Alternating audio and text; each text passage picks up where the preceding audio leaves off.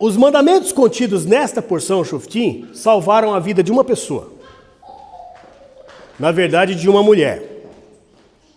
Os mandamentos contidos nesta porção, os irmãos vão ver aqui o que é graça. Lembram-se que o Robson falou semana passada? A graça, o Eterno está te dando um tempo para você se arrepender e voltar para o Eterno. Lembra disso?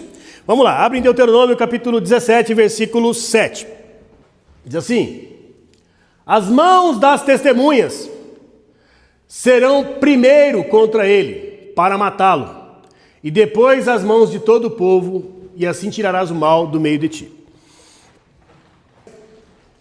Alguém cometeu um crime, eu vou resumir. E tem as testemunhas daquele crime, que é passível da pena capital, da pena de morte. E a primeira pessoa, as primeiras pessoas, porque não, aqui também declara que não é só por um testemunho só que você pode fazer a pena capital, não, tem que ter mais testemunhas. 2 ou 3 testemunhas, ok? Para não dizer que uma pessoa é contra o outro, e aí ele vai lá e ele fez tal coisa, ele é sujeito à pena de morte. Não, tem que ter outro conivente com ele. Tá certo? Tem que ter outro. Não pode ser um só. E as pessoas têm que estar dispostas a carregar, meus irmãos, a responsabilidade de eventual falso testemunho. O peso moral do testemunho que eles estão dando. Fez. Você é o primeiro a tirar a pedra. Tudo bem? A mão das testemunhas são os primeiros a atirar a pedra. Muito bem. Agora nós vamos analisar o que está lá em Deuteronômio capítulo 18, versículo 15 e 19. Fiquem com isso que eu falei até agora. Deuteronômio 18, 15 a 19. O Senhor teu Deus te levantará um profeta do meio de ti e de teus irmãos, como eu. A ele ouvireis. Continua. Conforme tudo o que pedistes ao Senhor teu Deus em Horebe, no dia da assembleia, dizendo: não ouvirei mais a voz do Senhor teu Deus, nem mais virei a este grande fogo, para que não morra. Então o Senhor me disse: falaram bem naquilo que disseram. Eis que lhe suscitarei um profeta do meio de seus irmãos, como tu, e porei as minhas palavras em sua boca, e ele lhes falará tudo o que eu lhes ordenar. E será que qualquer que não ouvir as minhas palavras, que ele falar em meu nome, eu o requererei dele. Olha só, meus irmãos, que profundo isso.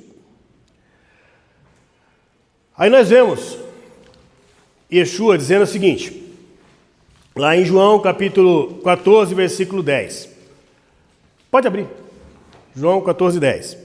Não crês tu que eu estou no Pai, que o Pai está em mim? As palavras que eu vos digo, não as digo de mim mesmo, mas é o Pai que está em mim quem faz as obras. Então veja, ele não está falando de si. Tem alguma coisa a ver com o texto que nós lemos de Deuteronômio 18, 15 a 19? Ele não fala dele. Ele não está criando uma coisa nova. Tudo bem? Agora, meus irmãos, com base nesses 2 textos,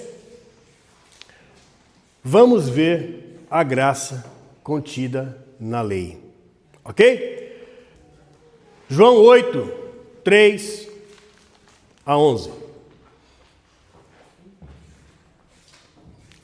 E os escribas e fariseus trouxeram-lhe uma mulher apanhada em adultério.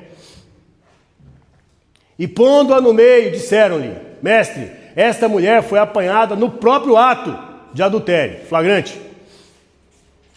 E na lei nos mandou Moisés que as tais sejam apedrejadas. Tu, pois, que dizes? Isto diziam eles, tentando para que tivessem de que acusar. Mas Jesus, inclinando-se, escrevia com o dedo na terra. E como insistissem, perguntando-lhe, endireitou-se e disse: aquele que dentre vós está sem pecado, seja o primeiro a atirar a pedra. contra ela. E tornando inclinado. Porém, ouvindo eles isto, acusados pela consciência, saíram um, a começar pelos mais velhos e até os últimos. Ficou só Jesus e a mulher que estava no meio. E endireitando-se Jesus, e não vendo ninguém mais do que a mulher, lhe disse: mulher, onde estão aqueles teus acusadores? Ninguém te condenou? Ela disse: ninguém, Senhor. E disse-lhe Jesus: nem eu também te condeno. Vai-te e não peques mais. Deixa na tela. Leia com atenção esse texto. Aqui não está escrito: vai, os teus pecados te são perdoados. Jesus não perdoou ela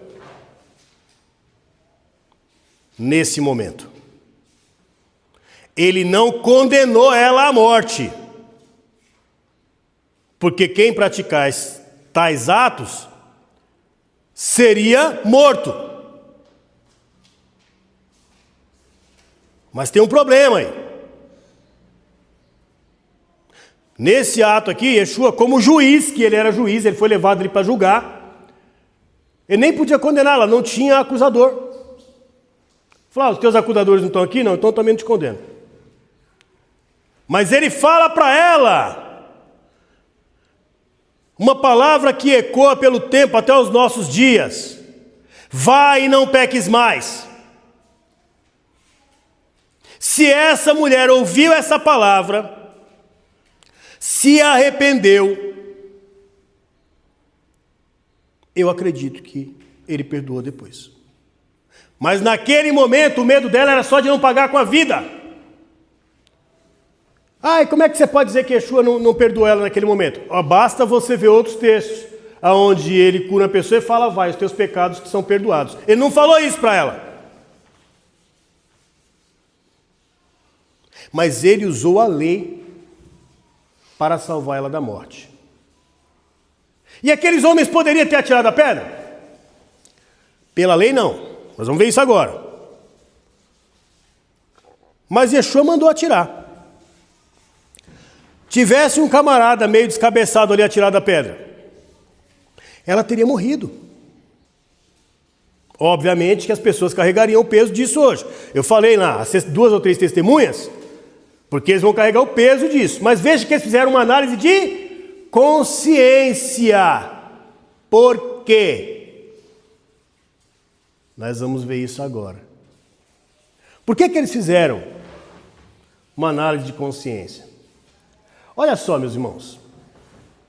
Eles usaram o que para acusar ela? A lei. Eles usaram a lei para acusar ela. Tudo bem? Eles trouxeram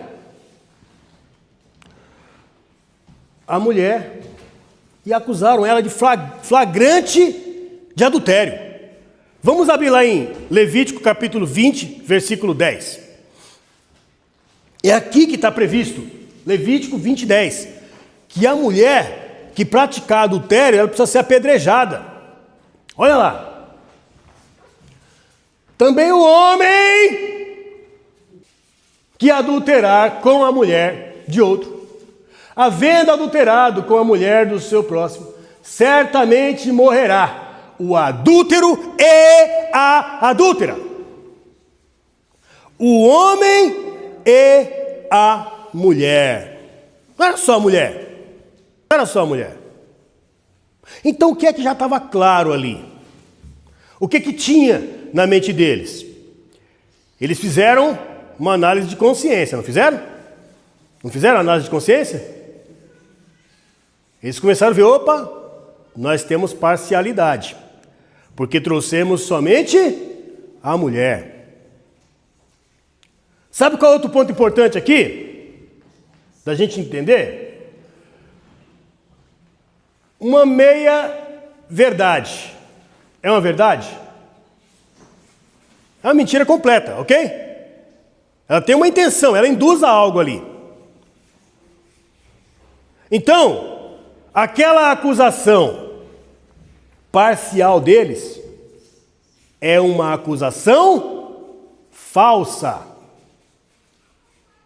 É uma acusação falsa. ela está viciada. Ela não pode ser usada. Até hoje, na justiça humana, a prova viciada é descartada. Tudo bem? A prova que foi obtida de forma ilícita é descartada. A prova tem que ser contundente. E o testemunho, então? Eu não vou nem falar como é que no direito fala da prova que é a testemunha, que é ofensivo. Tá bom? O testemunho, ele ganha credibilidade, ele reforça as provas. Mas o testemunho só, dependendo de como ele for, não é suficiente. Está entendendo? Porque ele pode estar viciado por influência, por sentimento em relação à pessoa. Tanto é que a testemunha, ela faz um juramento de que é sob as penas da lei. No Brasil é assim.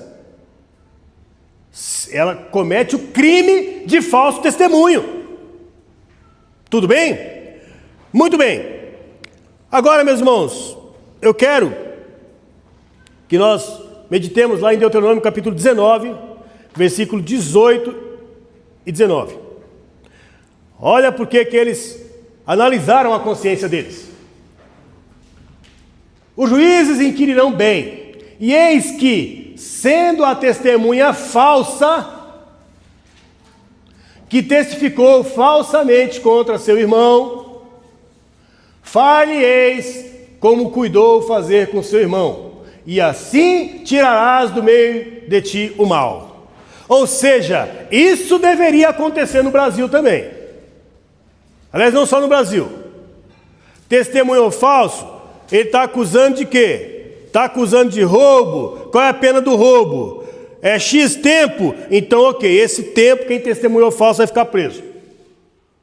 No caso, o que é que as testemunhas queriam? Que ela fosse apedrejada. Eles eram dignos de quê? Apedrejamento. Então veja, meus irmãos, que eles meditaram, né? Pensando bem, cadê o homem, né? Não está aqui. Nosso testemunho não é verdadeiro, o homem não está aqui. Está faltando. Esse testemunho nosso é falso, né? Então, tinha pecados latentes ali. Porque na Torá não está escrito que a pessoa tem que estar sem pecado. Mas nesses trechos que eu li para os irmãos, dentro da mesma porção, que fala de justiça, ele fala, o falso testemunho, o mal que ele queria para o outro, aplique sobre ele. Então eles seriam passíveis da pena de morte por apedrejamento também. Entenderam?